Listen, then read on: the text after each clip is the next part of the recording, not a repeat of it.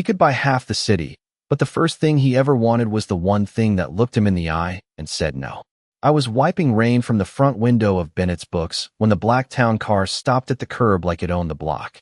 Men like Adrian Vale didn't come to neighborhoods like mine unless they wanted something cleaned up, signed over, or silenced.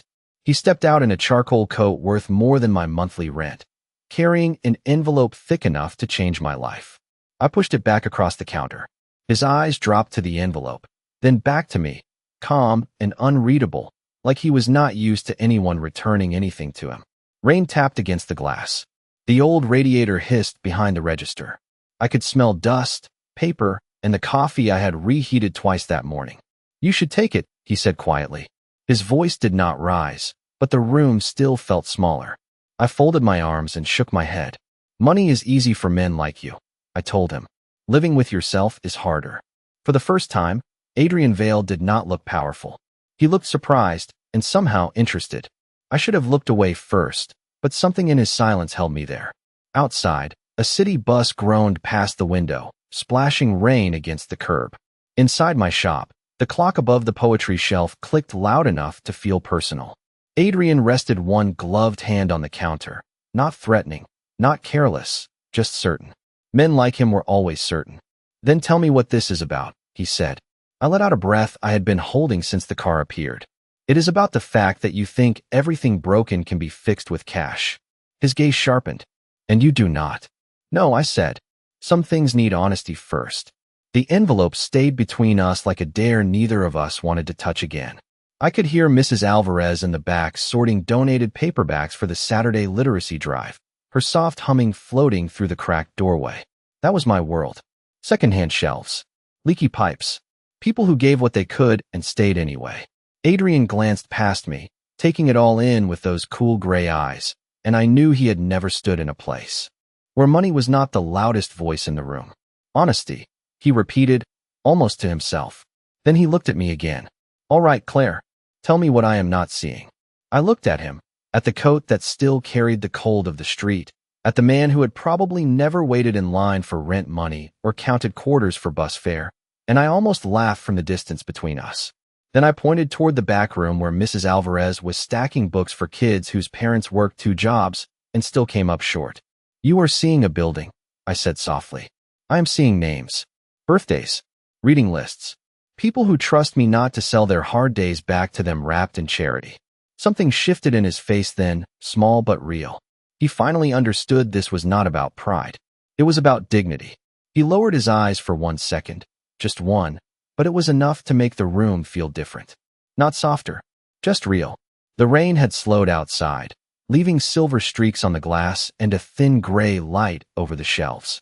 Adrian picked up the envelope, turned it once in his hand, then set it inside his coat without another word. I expected anger, a threat, a cold smile. Instead, he studied the children reading by the back window and asked, almost carefully, "How long have you been keeping this place alive?" I swallowed, suddenly unsure why that question unsettled me more than the money ever had. I should have answered right away, but the truth sat heavy in my chest, tangled with years I did not usually hand to strangers. I ran my fingers along the worn edge of the counter and looked past him to the children by the window, their heads bent over books with cracked spines and borrowed time. "Since my father died," I said quietly, 7 years, 3 months, and too many late notices to count." Adrian did not interrupt. He just stood there, still as winter, listening in a way that felt unfamiliar on a man like him. Then one little boy waved at him, and to my shock, Adrian waved back. The gesture should have meant nothing. A polite reflex. An accident. But the boy grinned like he had spotted something rare, and Adrian looked almost startled by his own. Hand still lifted in the air.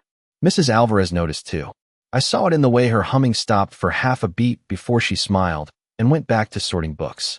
The whole store felt quieter after that, as if everyone had sensed a shift none of us knew how to name yet.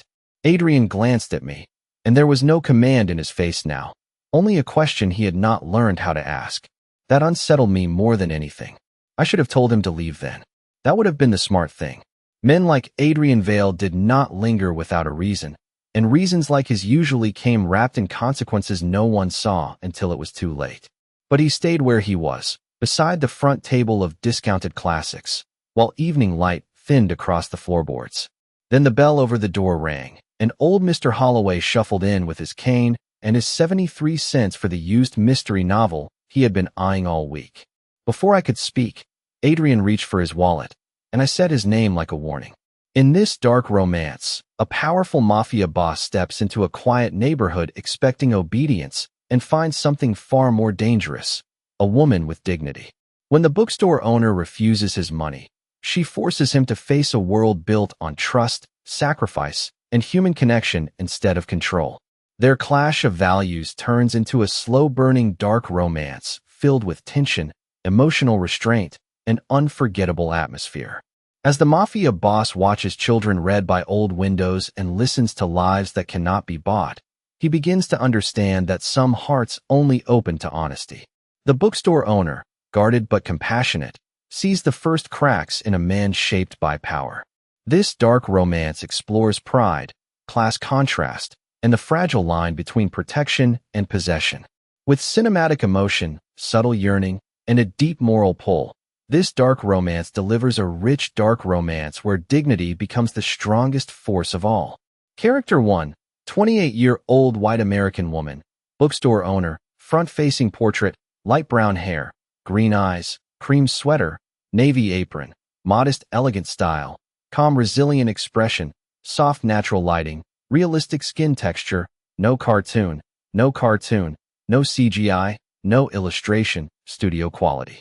Character 2, 34-year-old white American mafia boss, front-facing portrait, dark hair brushed back, cool gray eyes, sharp jawline, charcoal overcoat, black suit, polished elegant style, controlled expression, realistic skin texture, cinematic lighting, no cartoon, no CGI, no illustration. 5. A warm but emotionally significant cinematic scene inside the bookstore during community reading hour. Both main characters present. No cartoon. Character 1, the white bookstore owner in her late 20s with light brown hair, green eyes, cream sweater, and navy apron, is kneeling beside a child with gentle patience and quiet kindness, her expression soft but still guarded. Character 2, the white mafia boss in his mid-30s with dark hair brushed back, cool gray eyes, charcoal coat, and black tailored suit, stands a few feet away near a shelf of discounted classics, visibly out of place in the humble setting yet trying to remain composed. His expression should show subtle hesitation, curiosity, and the first believable crack in his emotional armor as a child looks up and smiles at him. The bookstore is filled with warm yellow light, old wooden shelves, paperbacks, reading rugs, and a softly blurred older woman in the background sorting donated books. Dust in the light, worn floorboards, and stacked novels create a believable neighborhood atmosphere. The emotional focus is not romance, but human change. A powerful man entering a gentle world he does not understand. Realistic American community bookstore, cinematic intimacy, natural body language, no poster, no caption, no illustration, no CGI, no cartoon, realistic skin texture, heartfelt dramatic mood. 1-2.